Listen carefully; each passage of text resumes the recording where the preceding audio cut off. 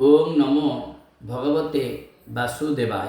प्रिय सज्जन वृंद, आज आमर विषय वस्तु कारण कौन। वर्तमान आमर दूरदर्शन हो कि गाँ गहली डाकबाजी यंत्र माध्यम विभिन्न गृहस्थी ज्ञानी माने और साधुसंथ माने प्रवचन देउछंती। सारा भारत में बर्तमान यही चली किंतु परिवर्तन होउछंती सत मु स्वीकार करुछि। साधुसंत माने अछंती, साधुसंत मान नथिले मध्य संसार चलंदा नाही। गृहस्थी ज्ञानी माने भी अछंती, न संसार चलंदा नाही।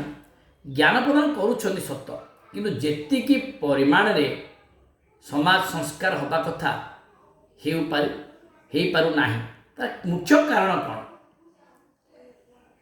तेणु जो माने प्रवचन दौरान से माने निजे पालन करूना।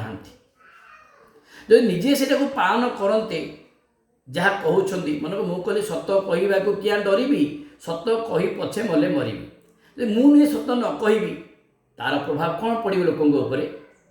महात्मा गांधी आग निजे करुथिले तापरे कहूथिले, किंतु आजिकाली जो माने प्रवचन दौरान लोक मान खाली उपदेश दौरान।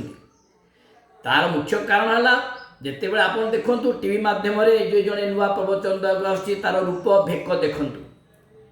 चंडामुंड हो चम ओहली पड़ी कि 6 मास पर प्रवचन देव जहाँ हो कलापर तार चंडामुंडे मुंड बाल कौड़ी आस। कारण आजिकल डुप्लिकेट बाल मिलूँ, फेसियाल होती, चमड़ा सब टाइट हो जाऊँगी। अच्छा, तुम्हें यदि भोगरे रहिल वैराग्य तुम आसला ना, तुम्हें जोगुड़ा कहूच प्रवचन मध्यम से गुड़ा शास्त्र कहूँ आम गोटे पंच वायु भितर गोटे उद्दान वायु अच्छी। से स्थान लोक उठीगला से उद्दान वायु द्वारा जिते तुम्हें कही प्रवचन से सब उड़ी जाए। तेणु मुझे जो मैंने कि आडभटाइज देकरी निजर रूप भेक को बाहर प्रकाश करी लोक मान देखापी फेसियाल होकरी टीवी माध्यम हो कि गाँ गली हो पाउडर फाउडर माखी पूरा एत सुंदर देखा माने वैराग्य कौन ताके ना। तेणु से हिसाब से निजे आग पालन कर। जड़े ज्ञानी केमी चिन्हवा, जड़े ज्ञानी को ता कर्म आम जापर। जड़े कहीदेले ताकू ज्ञानी कह जाए ना। जी भल कहला ता कथा भी कहती, भल कथा कही पारला, मजई पारला, हसई पारला, कंदे पारला, प्रवचक प्रकृष्ठ वचन प्रवचन। तो एमती कहीकि निजे नकरी समाज उपरे मध्य अन्य प्रभाव पड़ो। एणु आपण माने निजे करंतु तापरे अन्य मान कहतु, ताले किछि प्रभाव पड़ो। कारण आम देखुचु समाज मध्य अनेक मध्य निंदा करुछंती। सी आसला बेले एमती होउथिला, एमती कहूथिला, वर्तमान तार सब चेंज होगा, कुप्रभाव पड़ुछि।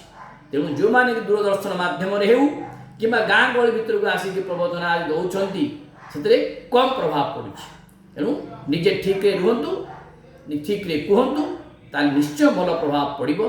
ओम नमो भगवते वासुदेवाय।